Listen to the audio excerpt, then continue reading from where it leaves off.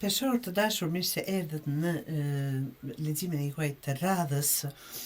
Dhe leximi është i përkushtuar shumë në të ardhmen, çfarë vetëm në të ardhmen. Kjo ishte pyetja kur hapa letrat.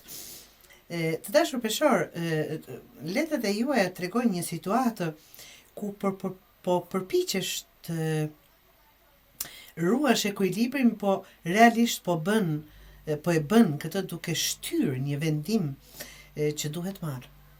Nuk është mungesë guximi kjo, por është përpjekje për të mos prishur asgjë. Tani po marr një shembull kotë, nuk i them dot jo, sepse mund të më mërzitet personi. Nuk po largohem nga kjo situatë, nga që është kultura apo zakon të qëndroj këtu dhe më duhet të duroj.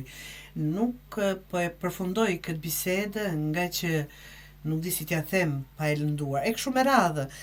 Dhe çfarë po ndodh realisht? Ka një çështje këtu që po mban dy anë njëkohësisht.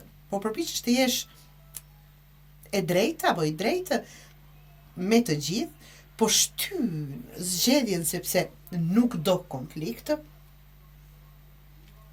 Por realiteti është ky, duke mos zgjedhur, je duke humbur drejtimin, po i lë gjërat pezull. Dhe ku është ngërçi këtu të dashur Peshor?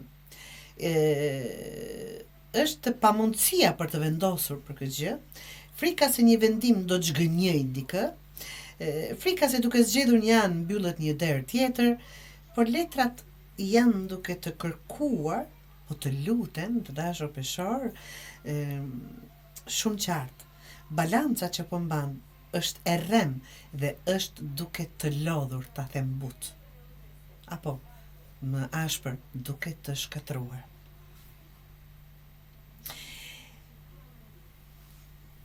Çfarë tregojnë letrat për të ardhmen e afërt? Nëse vazhdon të dashur Peshor ta shtysh këtë situatë, këtë vendim, situata do bëhet shumë më e rëndë, presioni do rritet absolutisht dhe vendimi do merret nga rrethanat dhe jo nga ju vetë. Nëse vepron, do ketë momente tensioni absolutisht, por pas këtij tensioni do vi një lloj lehtësimi, një lloj qartësie dhe ndjesi që nuk e ke ndjerë prej kohësh. Nga që po përmbyll një gjë një herë për gjithmonë. Zgjidh një drejtim dhe qëndro tek ai drejtim, tek ai vendim. Mos e mat vendimin sipas reagimin të tjerëve.